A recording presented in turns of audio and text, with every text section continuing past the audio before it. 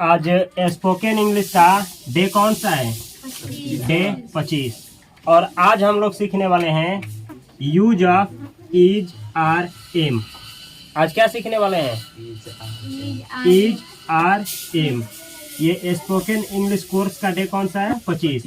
आप लोग इसमें सीखने वाले हैं कि इज का प्रयोग, आर का प्रयोग और एम का प्रयोग किस किस प्रोनाउन के साथ किया जाता है। इस वीडियो में कुछ प्रोनाउन होते हैं जिसका स्पोकन इंग्लिश में और रिटन इंग्लिश में दोनों में यूज किया जाता है। तो किस प्रोनाउन के साथ इज लगेगा, किसके साथ आर लगेगा और किसके साथ एम लगेगा, इसमें सीखने वाले हैं। ये पार्ट 1 है और बहुत सारे प्रोनाउन है जो कि इस वीडियो में कवर नहीं हो पाएंगे, तो उसको हम सेकेंड पार्ट में क्या करेंगे? कवर करेंगे। ये पार्ट 1 है किसका? Use of is are am. तो देखा जाए, जैसे आई के साथ हमेशा क्या लगेगा? एम। जब भी प्रेजेंट टेंस की बात होगी, चाहे वो कोई भी टेंस हो, प्रेजेंट का 4 होता है ना, चारों टेंस में कोई भी हो, प्रेजेंट का हो, चाहे वो सिंपल सेंटेंस हो चाहे टेंस वाला सेंटेंस हो, तो हमेशा आई के साथ क्या लगेगा? एम। आई के साथ एम। आई एम का मतलब होता है मैं हूँ। आई यानी मैं, एम यानी हूँ। तो आई एम का मतलब होता है मैं हूँ। जैसे आपसे कोई पूछे आप कौन हो, जैसे कोई दरवाजा आप खटखटा रहे हैं, बाहर से दरवाजा खटखटा रहे हैं, अंदर से कोई बोला कौन, तो आप लोग बोलेंगे मैं हूँ। इंग्लिश में क्या बोलेंगे? I am. I am. समझ में आया है? तो जब भी कहना हो कि मैं हूँ, अंग्रेजी में बोला जाएगा आई एम। आई के साथ हमेशा क्या लगाना है? M. He is. He is.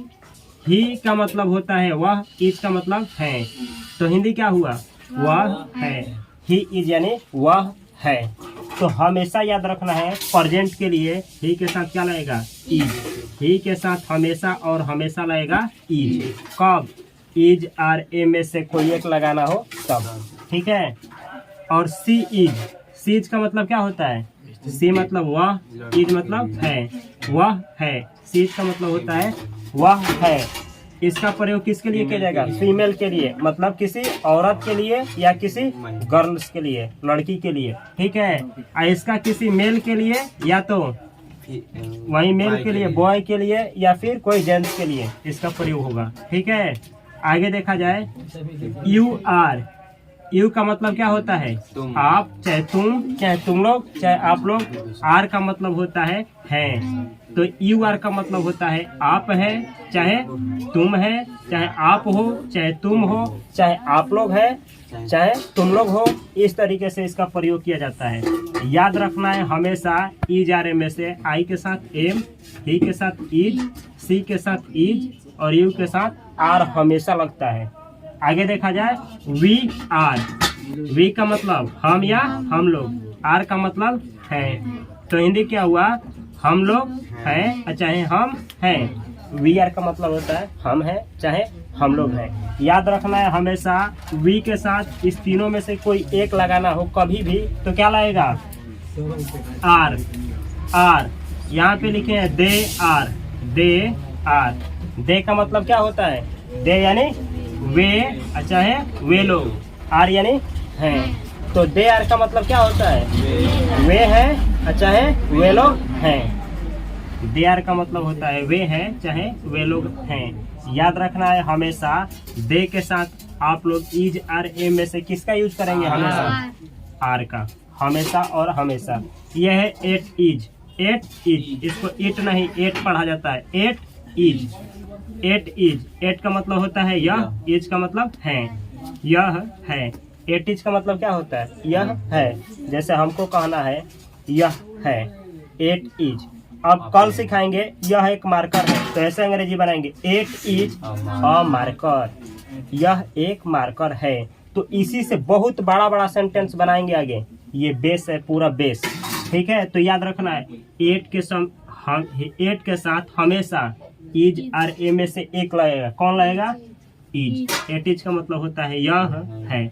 आगे देखा जाए, दिस इज। दिस का मतलब यह, इज का मतलब है। यह है।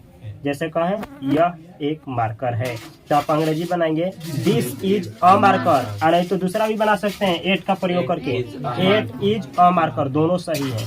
दोनों सही है। तो दिस के साथ हमेशा क्या लाएगा इसमें से? इज। दिस इज का मतलब यह है। आगे देखा जाए, that is. That is, that का मतलब वह, इज मतलब है, तो वह है। दैट इज का मतलब क्या होता है? वह है। दिस और दैट दोनों का प्रयोग एक चीज को इंट्रोड्यूस करने के लिए बतलाया जाता है। मतलब कोई भी एक चीज है तो उसकी तरफ इशारा करने के लिए, संकेत करने के लिए किया जाता है। जैसे पास में है तो बोलेंगे यह है, यह एक मार्कर है, और दूर रहेगा तो क्या बोलेंगे? वह एक मार्कर है, मतलब इशारा कर रहे हैं। तो दोनों का, दिस और दैट का प्रयोग किसी चीज की तरफ इशारा करने के लिए किया जाता है, लेकिन वो संख्या में कितना होना चाहिए? केवल एक। तो दिस के साथ और दैट के साथ हमेशा और हमेशा इस तीनों में से कुछ लगाना हो तो हमेशा इज लगेगा। ठीक है। दिस इज का मतलब यह है और दैट इज का मतलब वह है। आगे देखा जाए, दीज आर। दीज मतलब ये, चाहे ये सब। आर मतलब है, तो दीज आर का मतलब क्या होगा? ये है, यहाँ रहेगा है, ये है, चाहे ये सब है, तो हिंदी होगा ये है चाहे ये सब है। जैसे मानिए लो कि मेरे पास एक से अधिक कलम होता, तो मैं क्या बोलता कि ये कलम है, ये कलम है। तो क्या बोलते? These are. ये है का अंग्रेजी क्या होगा? ये है का अंग्रेजी होगा दीज आर। ऐसे ही अगर दूरा होता तो क्या बोलते हैं? Those are. Those are. Those are का मतलब, दोज यानी वे चाहे वे सब, आर यानी है, तो अंग्रेजी क्या हुआ? दोज आर का मतलब क्या होगा? वे हैं या वे सब। दोज आर का मतलब वे हैं चाहे वे सब हैं। याद क्या रखना है हमेशा कि दोज हो चाहे दीज हो, इस तीनों में से कभी भी लगाना हो तो आर ही लगेगा। ठीक है। इस दोनों का प्रयोग प्लूरल के लिए किया जाएगा। एक से अधिक की तरफ इशारा करना हो तब। अगर दूर है, एक से अधिक कोई भी चीज है और दूर है तो दोज, और निकट है दीज। समझ में आ रहा है ना? आगे देखा जाए, there is. There is. There is का मतलब ही होता है। कोई भी चीज संख्या में एक है, एक, और उसके बारे में कुछ कहना है तो क्या लगेगा? There is. जैसे देयर के प्रयोग के ऊपर कितना वीडियो बनाए हैं? 3, पार्ट 1, पार्ट 2 और पार्ट 3। उसमें देयर का प्रयोग कैसे किया जाता है सब कुछ सिखाया गया है इसी चैनल पे। देयर इज का मतलब होता है, और देयर के साथ क्या लगता है? आर भी लगता है। और इसका भी मतलब क्या होता है, लेकिन कब? देयर के साथ आर कब लगेगा? जब एक से अधिक चीज के बारे में बात होगा। जैसे हम बोले एक मार्कर है, एक मार्कर है, देयर इज अ मार्कर, एक मार्कर है। 2 मार्कर हैं, देयर आर 2 मार्कर। देयर के साथ आर क्यों लगा है? क्योंकि एक से अधिक चीज के बारे में बात हो रही है। एक के बारे में बात होगा तो देयर के साथ इज अर्थ क्या देगा? है। और जब एक से अधिक के बारे में बात होगा तो देयर के साथ आर, लेकिन अर्थ वही निकलेगा, क्या चीज? है। इसमें बिंदु है, इसका मतलब ये प्लूरल का बोध कराएगा। आगे देखा जाए, एनीवन इज। Anyone is. जैसे मानिए कि कहीं आप गए हैं, ऐसे जगह पे गए हैं जहाँ बहुत भीड़ है, लेकिन वहाँ पे आप लोग गए हैं तो सभी लोगों को जानते हैं, और उसमें से किसी एक को बुलाना चाहते हैं। कितने को? एक को। तो बोलेंगे एनीवन इज। एनीवन, एनीवन कोई एक, कोई उसमें से कोई एक, तो बोलेंगे एनीवन इज, कोई भी, कोई भी एक। जैसे कोई उसी में से एक हाला कर रहा है, आप बोलना चाहते हैं कोई एक हाला कर रहा है, कोई एक है जो हल्ला कर रहा है, तो बोलेंगे एनीवन इज लाउडिंग, नॉइजिंग। कोई है उसमें से एक, कोई है क्या कर रहा है? हल्ला कर रहा है, हल्ला। तो एनीवन का मतलब एनीवन इज का मतलब होता है कोई भी, चाहे कोई भी एक। समझा गया ना? ऐसे ही समबडी इज का मतलब सेम वैसे ही होता है, कोई भी एक। लेकिन इसका प्रयोग तब किया जाता है जब, देखिए इसका प्रयोग तब किया जाता है जब आप आदमी को नहीं जानते हैं। जब आदमी को आप नहीं जानेंगे तो वहाँ पे प्रयोग करेंगे एनीवन इज। वन का प्रयोग वहाँ पे किया जाएगा जहाँ पे आप नहीं जानते हैं, नया गए हैं, गेस्ट के रूप में गए हैं। अब बॉडी वाला का प्रयोग वहाँ पे किया जाता है, कोई भी शब्द हो, बॉडी वाला भी और है इधर बॉडी। तो वन जिसमें आएगा वो फॉर्मल होता है। फॉर्मल मतलब फॉर्मल, हाँ, औपचारिक होता है। मतलब कहीं गेस्ट के तौर पे गए हैं, चाहे कोई बड़े बड़े मेहमान है, वहाँ पे ये बोलना हो तो कौन बोलेंगे? Anyone is. लेकिन जहाँ दोस्ती यारी है, जहाँ आप पहले से ही जानते हैं, इनफॉर्मल, तो वहाँ पे क्या बोलेंगे? Somebody is. जैसे बोले कोई हल्ला कर रहा है, तो ये सिचुएशन के ऊपर निर्भर करता है कि दोनों में से कौन बोला जाएगा। जैसे आप वहां पे गए हैं जहाँ पे आप किसी को नहीं जानते हैं, किसी को नहीं, कौन प्रयोग करेंगे? ऊपर वाले का, क्योंकि फॉर्मल है, किसी को बुरा नहीं लगेगा। अगर इनफॉर्मल वे में यूज करना चाहते हैं, आप सब कोई को जानते हैं, ऐसे ही कुछ बोलना है somebody is। दोनों का मतलब होता है कोई एक, बहुत लोग हैं लेकिन उनमें से कोई एक, याद रहेगा ना। आगे देखा जाए, someone is, someone is, someone is, ये फॉर्मल है कि इनफॉर्मल? फॉर्मल। जिसमें वन लग गया वो फॉर्मल के लिए यूज होगा। someone is का मतलब ही होता है कोई एक, उसी तरीके से कोई एक।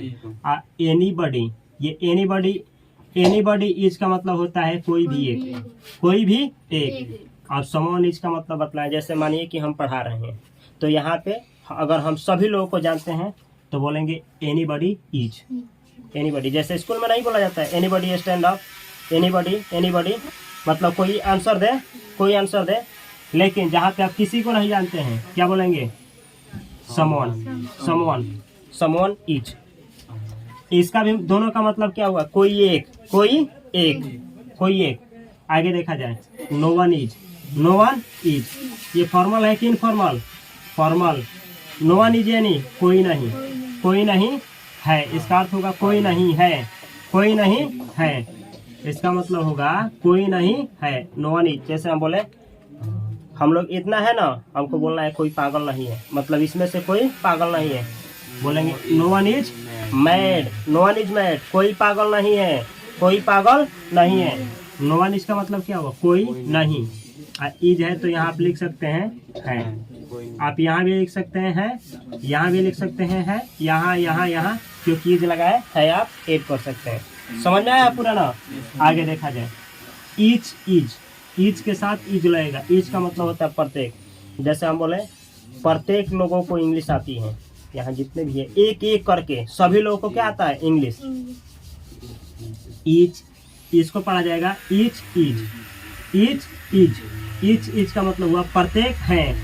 हमको कहना है यहाँ पे जितने लोग हैं प्रत्येक कोई करके सब कोई पागल है, प्रत्येक पागल है, हम भी पागल है, सब पागल। तो क्या होगा? ईच इज मैड, हर एक कार्य कोई बाकी नहीं है, ईच इज मैड। तो ईच के साथ हमेशा क्या लगेगा? ईज। याद क्या रखना है? इज आर एम में से हमेशा, चाहे एनीवन हो, एनीबॉडी हो, जिसमें वन लगा हो चाहे बॉडी लगा हो, anyone, somebody, someone, anybody, nobody, no one, each हो गया, एवरी हो गया, इन सब के साथ हमेशा क्या लगेगा? इज, हमेशा और हमेशा। आगे देखा जाए, एवरी इज, एवरी का मतलब होता है हर एक, इज मतलब है, हर एक है। जैसे मानिए कि 10 कलम होता है, हमको कहना होता कि हर एक कलम लाल है, एवरी इज रेड, मतलब उसमें से सबका सब, हर एक क्या है? लाल ही है, एवरी इज रेड। तो एवरी हो चाहे ईच हो, दोनों के साथ क्या लगाना है? इज। इसका अर्थ क्या होता है? प्रत्येक है चाहे हर एक है। समझ में आया है? आगे देखा जाए, आइदर इज, पहले जान लीजिए लोग, आइदर और नाइदर, इसको ऐसे पढ़ा जाता है आइदर नाइदर। अच्छा है ईदर नीदर, दोनों प्रोनाउंसिएशन सही है। इसको पढ़ा जाता है आइदर, ईदर, नाइदर, नीदर, दोनों सही है। तो आइदर नाइदर का प्रयोग दो में से, जब दो कोई भी चीज दो हो, आदमी हो गया, जानवर हो गया, सजीव हो गया, निर्जीव, कोई भी दो में से जब बतलाना है, दो में से कोई एक, तो होता है आइदर। दो में से कोई एक तो बतलाना क्या होगा? आइदर। जैसे मानिए कि 2 ऑप्शन दिया जाए और दोनों में से कोई एक सही हो, तो क्या बोलेंगे? Either is correct. दोनों में से कोई एक है, क्या है? सही है। अब आपको चुनना है, आइदर इज करेक्ट मतलब 2 है लेकिन उनमें से कोई एक क्या है? सही है। तो आइदर का प्रयोग 2 में से एक के लिए ही होगा। तो हम क्या लिखें? आइदर इज का मतलब कोई एक है, लेकिन कितना विकल्प रहेगा? 2 ही विकल्प रहेगा, चाहे कुछ भी हो 2 ही रहेगा। आगे देखा जाए, नाइदर इज, इसका मतलब क्या? दोनों में से कोई नहीं। जब 2 ही चीज हो और दोनों में से कोई ऑप्शन ना हो तो क्या बोलेंगे? Neither is. समझ में आ गया? नाइदर इज का मतलब क्या हुआ? दोनों में से कोई नहीं, याद रखना है। आगे देखा जाए, another is, another is, another का मतलब क्या होता है? दूसरा। दूसरा। इज का मतलब है, दूसरा है। जब कहना है कि दूसरा है तो आप लोग बोलेंगे अनदर इज, दूसरा है। समझा गया? याद रखना है कि किसके साथ इज लग रहा है। आगे देखा जाए, any are, any are. Any का मतलब होता है कोई, आर का मतलब है। तो क्या हुआ? एनी आर का मतलब हुआ कोई है। ठीक है, बिंदु। ये जो है, यह जो है लगा है, इज जिसके साथ लगेगा उसमें बिंदु नहीं लगेगा। ठीक है, आर है तो बिंदु रहेगा, इसमें बिंदु रहेगा और इसमें बिंदु रहेगा। एनी के साथ क्या लगेगा? आर। आर क्या देगा? कोई है। सम का मतलब होता है कुछ, आर का मतलब होता है। तो क्या हुआ? कुछ है। कुछ है का मतलब संख्या में एक से अधिक है, तो सम आर का मतलब हुआ कुछ है। अब बतलाना है दोनों है, जैसा नहीं बोला जाता दो कुछ है, संख्या में दो है। अब बोलना है ये दोनों कलम मेरे हैं, चाहे ये दोनों कलम आपके हैं, ये दोनों भाई मेरे हैं, ये दोनों घर मेरा, दोनों दोनों हैं। बथ, इसको पढ़ा जाता है बथ आर, बथ आर। बथ आर का मतलब होता है दोनों हैं। हमेशा याद रखना है बथ के साथ क्या लगेगा? आर। मेनी आर, मेनी का मतलब होता है बहुत, आर का मतलब है। मेनी आर का मतलब क्या हुआ? बहुत है। हमेशा याद रखना है कि जिसमें वन लगा हो और जिसमें बॉडी लगा हो उसके साथ हमेशा इज आर में से क्या लगेगा? इज। और ये सब याद रखना है, एनी के साथ आर, सम के साथ आर, बहुत के साथ आर, मेनी के साथ आर लगता है। आगे देखा जाए, अदर्स आर, दूसरे हैं। अदर्स आर, दूसरे हैं। याद रखना है इसको भी कि अदर्स के साथ हमेशा क्या लगेगा? आर। सेवरल, सेवरल इसको पढ़ा है सेवरल आर। सेवरल का मतलब होता है बहुत, आर मतलब है। बहुत है, जैसे कहा जाए बहुत लोग गरीब हैं, बहुत लोग।